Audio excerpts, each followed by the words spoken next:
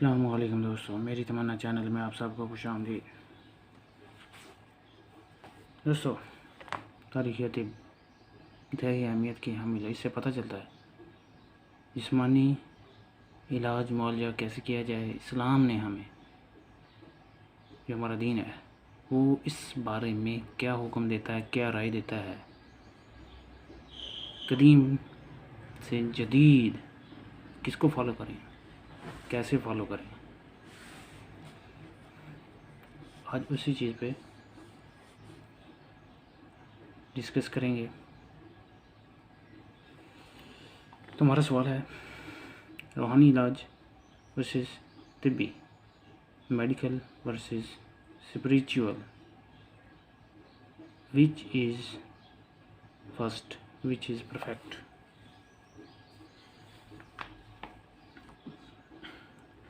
तो दोस्तों, नबी पाक सल्लल्लाहु अलैहि वसल्लम किसी बीमार के पास जब जाते, बीमार पुरसी के लिए, लाबास तहूर इंशाअल्लाह, इसका तर्जुमा ये है, ख़तरे की कोई बात नहीं, अल्लाह ताला पाकीज़गी और सलामती से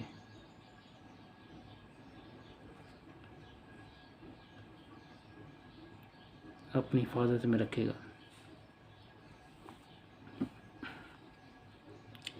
ये जुमला बीमारों की तस्कीन और राहत के लिए, ये होगी दुआ। इसके अलावा मुअव्वज़तीन और कुछ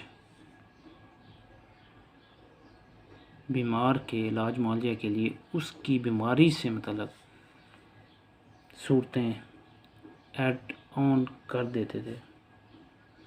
तो आप सल्लल्लाहु अलैहि वसल्लम का इरशाद है कि जब तुम किसी बीमार के पास जाओ तो उसकी दराज़ी उम्र के मतलब अच्छी अच्छी बातें किया करो, क्योंकि इससे मरीज़ का दिल खुश होता है। और ये हो गया उसके लिए। अब जो जाए उसके लिए भी हुक्म है, उसके लिए भी नबी पाक ने यह फरमाया, बीमार पुरसी करने वालों को फरमाया, जो बंदा बीमार है वो जो इयादत के लिए आए, उसके लिए बीमार पुरसी के लिए आए, तो वो उसके हक़ में दुआ करे। तुम बीमार से अपने हक़ में दुआ कराओ। ठीक हो गया दोस्तों। खाली झाड़ फूंक, जंतर मंतर, जहालत के कलमात बोलने की इस्लाम में इजाज़त नहीं है। बाकी मज़ाहिब उनका अपना तर्ज अमल है। नबी पाक रात की इशा के बाद नमाज़ पढ़ रहे थे तो बिच्छू ने काटा, तो आपने पहले नंबर पे क्या किया, बिच्छू का काटा।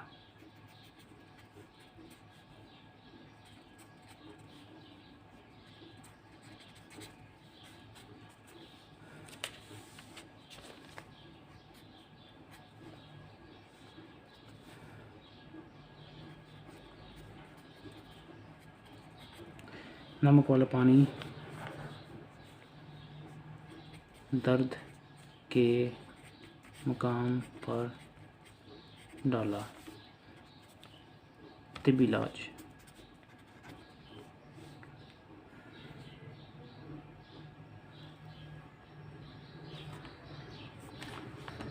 अब इसके साथ इजाफ़ा क्या हुआ, रूहानी इलाज।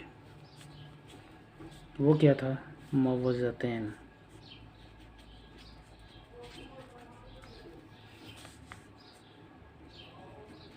साथ साथ पढ़ते गए और दम करते गए वहाँ पर।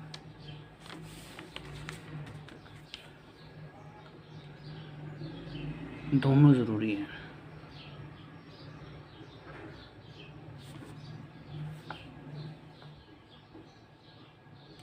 तो ये इस्लामी तरीक़ा अमल में कुरान हदीस में वारिद दुआएँ उनकी गुंजाइश उनकी ज़रूरत है, गुंजाइश भी है, ज़रूरत भी है, लेकिन जंतर मंतर इस तरह के जो कुफरिया कलमात जिनका तर्जुमा नामालूम हो जब तक कि नबी पाक ने इजाज़त ना दी हो छोड़ देना चाहिए, क्योंकि वो शैतानी कलिमात होते हैं, आर्जी फाका होता है, मुस्तकिल नहीं। तो कुरानी और हदीस नबवी से मसनून दुआएँ मुस्तकिल शाफी इलाज होती हैं।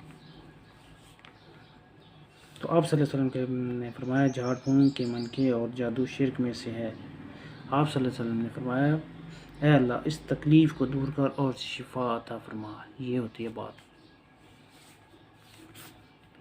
तो पहले नंबर पे तिब्बी इलाज, फिर उसके बाद रूहानी इलाज। तो ये होगी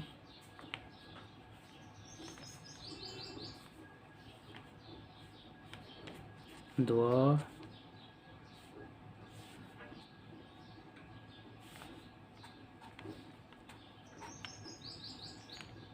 दुआ मांगे 1 2 3 शिफा।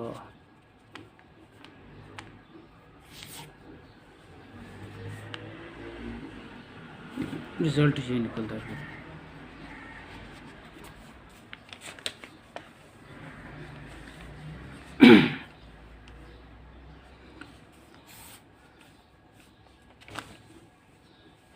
तो दोस्तों तिब्बी इलाज रूहानी इलाज पर मुकदम है।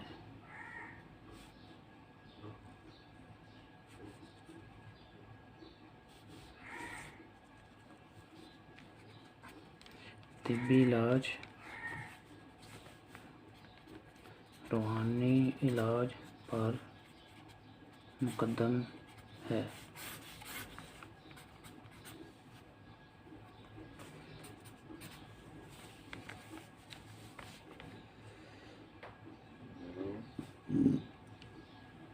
अगर हदीस का मुताला किया जाए ना, तो किसी मर्ज़ के इलाज के लिए जिस मुआलिजा या रूहानी तौर पर दुआ या वजीफ़ा, इन दोनों चीज़ों को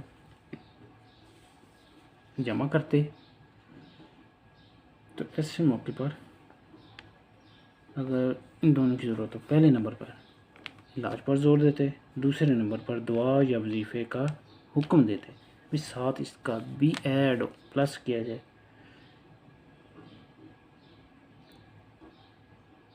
अब एक बात, इस दवाजी में होते रात में किसी एक उंगली पर फंसी निकल आई, तो पहले हजूर ने मुआवजे के लिए तजवीज़ किया कि इस पर जरी या बांध लो, फिर एक दुआ पढ़ने का हुक्म दिया।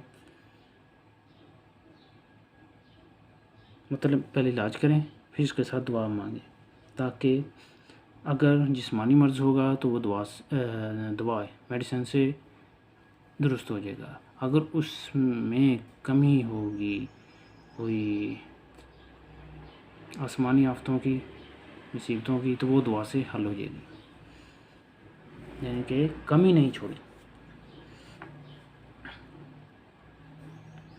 अल्लाहुम्मा सग़िर अल-कबर व मुकब्बर अल-सग़ीर। हज़रत अली रज़ी अल्लाहु अन्हु, उनसे रवायत करता हूँ, बता देता हूँ आपको। आप सल्लल्लाहु अलैहि वसल्लम, वो उनका कौल है, आप सल्लल्लाहु अलैहि वसल्लम का तर्ज़ अमल हर मुसलमान के लिए उसवाए हसना है। पहले नंबर 1 मर्ज़ का तिब्बी इलाज करें, फिर उसके बाद रूहानी साथ साथ। हाँ, ये नहीं कि मर्ज़ सिर्फ रूहानी इलाज से चला जाए, दुआ के साथ साथ दुआ की भी बड़ी अहमियत है। दोनों चीज़ें एक साथ हैं। दुआ का तलब, अब दुआ क्या है? वो सिर्फ कुरान मजीद से, यानी अल्लाह का कलाम, या फिर आप सल्लल्लाहु अलैहि वसल्लम की अहदीस से जो आपने जिस मौके पर पढ़ा उनको इस्तेमाल में लाएँ। इसके अलावा कोई अनाप शनाप या कोई जंतर मंतर नहीं, इस्लाम में इसकी गुंजाइश नहीं होती।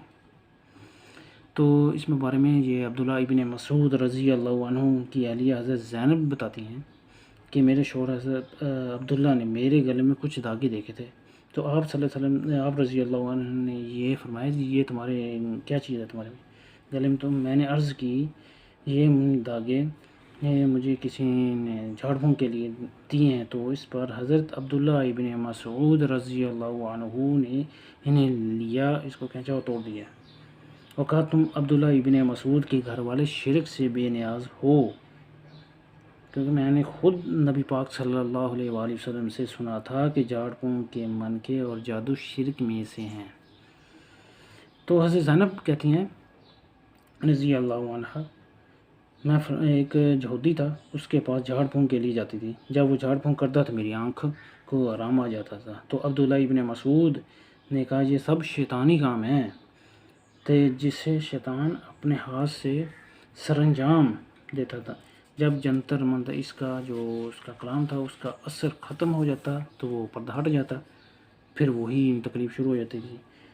तो इसका बेहतरीन हल वो चीज़ उसके मुकाबले में, उसके पैरल है, और वो होती है ये सफली कलिमात जंतर मंतर, इनके बराबर में इस्लाम ने क्या दिया है, मसनून दुआएं, कुरानी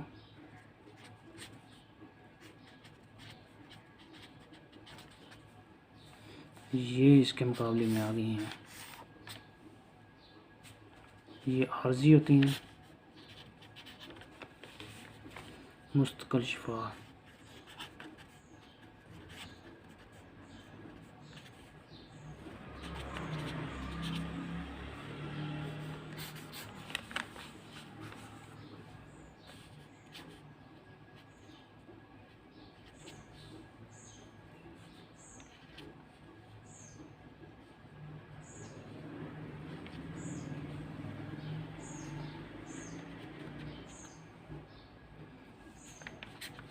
हमें इसका हुक्म दिया है, इससे बचा जाए, इसका हुक्म दिया जाए।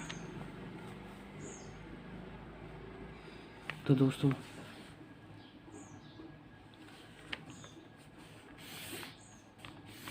इस बारे में उम्मीद है आपको तिब्बी इलाज और रूहानी इलाज इसके बारे में पता लग गया होगा चंद मुख्तसर हदीस से